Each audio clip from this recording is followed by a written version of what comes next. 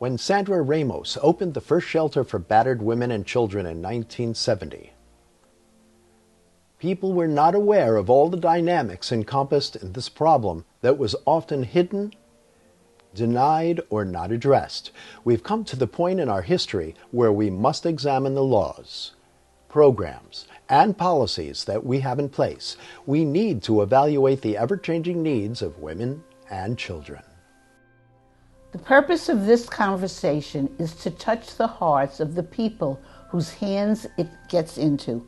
And I pray that we'll get into the hands of people that have authority, power, and a voice and a heart that really want to help human beings. I started the first shelter for battered women in the Hackensack home that I shared with my 3 children in 1970.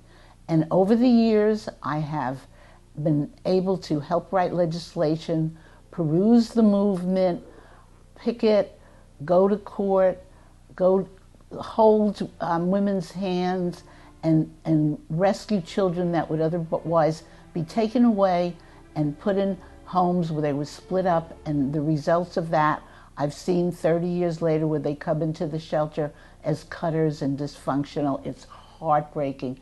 And there's also been a lot of overdoses recently of children that have been, many of them, a lot of them have been separated from their caring birth mother because of domestic violence and because of lack of money.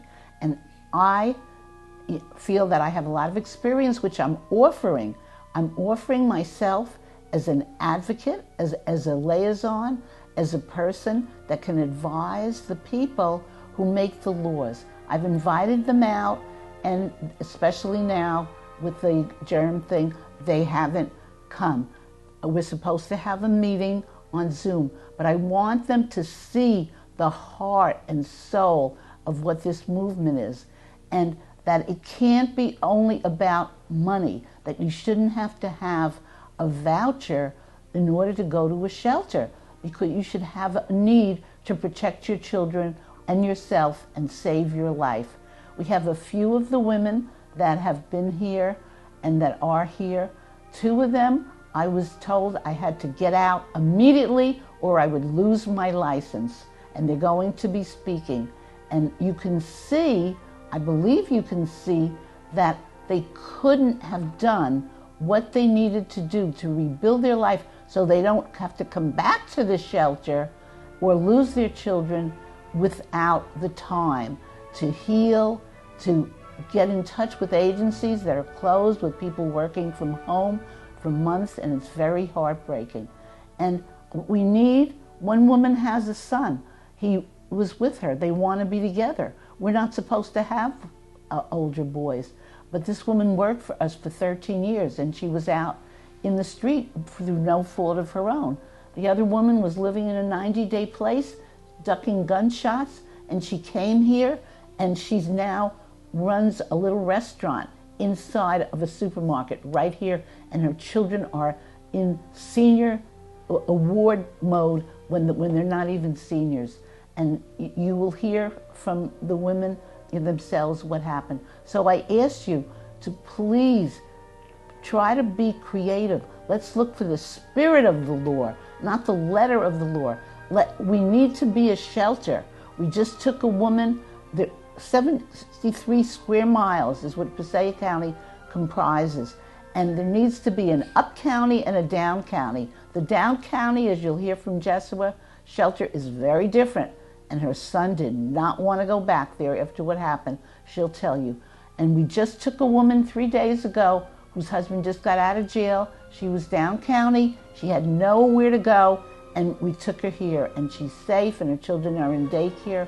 We have 2 licensed daycare centers, all with no money. We struggle because we take people without vouchers. We try to get them, and we do get some, but we don't get enough. And we chose money second and mission first. And we have a dedicated group of people that work day and night because they care and they want to break the cycle of violence and poverty that is perpetuated from one generation to the next. Please look in your hearts and look at the people as somebody's mother, somebody's daughter, somebody's son, somebody's sister, a human being, and we can make the laws work if you who look at it, who have the expertise, make them work for the people to break the cycle. Blessed be. Hi, my name is Terry. This is my son RJ. We are here at the shelter. I want to say that I worked for the shelter for 13 years as a transportation director, driver, and house mother. And I really enjoyed working here. It was a lot of fun, and I still want to continue to help out as best I can. But I also, unfortunately, we were living someplace for a very long time. We had Section 8, and I was on Section 8 for several years, and unfortunately the landlord where we were living didn't pay his taxes, so unfortunately I didn't know where to send the money. You know, whether it was to the lawyer, to him, to the in-between person, which we did have, okay, and unfortunately the rent kept getting bigger. So when I went to go to court, they evicted us. So unfortunately, I did have to call Sandra, and I did talk to her, and I said, we have no place to go. I still had Section 8, but it was like gone within like 5 days after we moved out of the house we were in. So she accepted us to come back, which I appreciated a lot. And now, okay, there's still the option for the Section 8, but because of the COVID and everything else like that, things got slowed down a lot, you know, and so right now we're just like waiting to see what will happen. You know, we've signed up for everything we can think of, okay. We both, though, my son and I both do volunteer work here right now, which is great. We love the idea of doing it, and we want to make sure that the shelter stays afloat. Okay, we definitely do. I mean, it's a safe haven for the women that are here that might come, and or will come, I should say, and we're just grateful to be able to be here together. You know? Okay. Well, as my mom said, we're very grateful to be here. Sandra is a wonderful person. She keeps all women of all race, all age safe here. And I'm very grateful that she's allowed me to stay here. To repay her kindness, I've been, like my mom said before, doing grounds work all over the shelter. If anybody needs help with moving heavy furniture, I'm always there. I keep the grounds clean. They have a dumpster with a very heavy lid to my knowledge, nobody else can open, so I do that every night and day. And yeah, to anyone who might be wondering or think it's weird, there are two main reasons why I decided to stay with my mother. One is because I want to, and I believe that is my choice, but also we have a bit of a not officially diagnosed anxiety problem where we can't stay apart for too long at a time. It affects my mother a little bit more than me, but you know, we work to try and make that a little bit better, but sometimes it just doesn't go too well. And yeah, basically anything else that was said, my mom already said, and yeah. We just want to do the best we can to stay and just, you know, help out and make whatever. But we have all of our paperwork in order, and everything's hopefully going, you know, well. Because of the pandemic, things have been very slow, but that's basically it. My name is Jamaica. I came from a 90-day shelter with my 3 daughters. That shelter where I was at was very unsafe. And after 90 days, we had to leave. We had no place to go. I called SOS, and they immediately told me to come. They were also offered if I needed someone to pick me up. When we got here, we were welcomed with open arms. I worked here voluntarily to get me prepared to work to be able to take care of my children. My 2 younger daughters are special needs.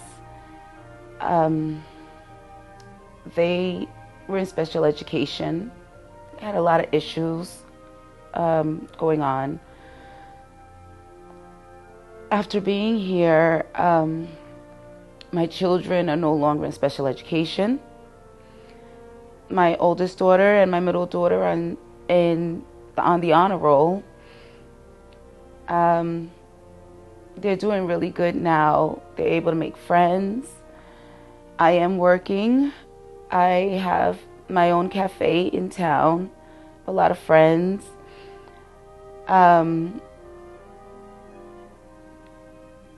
I don't know what I would have done if I wasn't welcomed here and was able to stay after 90 days.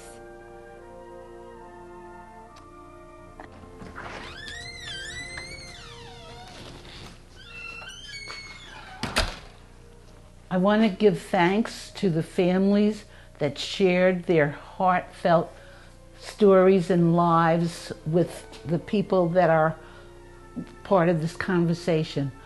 Shelter needs to be a place of healing. It needs to be a place where people can rebuild their lives and not just go back and get into the same thing over and over or have their children taken from them. Let's find a way. Let's find a way also for people that don't have a voucher anymore, that we can take them and not be penalized by not being able to have paid staff. At one point, we had 55 paid staff. So let's look for a way that we can work together. I offer my expertise as a consultant. I taught at Felician College, Ramapo College, William Patterson University, and Baruch College. I taught women's changing roles, dynamics of domestic violence, social issues. There is a way. We have to explore it and find a way that meets the needs of the people. And if we don't have paid staff, maybe this need could help, so we could have paid staff. But in the meanwhile, we have people like RJ and Terry that want to stay here as staff. They've all worked. Jamaica and Terry have worked, but they ran up against so many places that were closed because of the germs, and they couldn't come in, and they didn't get their letters back. Terry needed a death certificate for her child's father, and Jamaica got a place, and even though she had it, she couldn't move into it because the town said that they didn't have it cleared out because they couldn't get the parts. So there's a lot of extenuating circumstances. So work with us. Do not take away the license. Find a way to make the license meet the needs of the people. Thank you.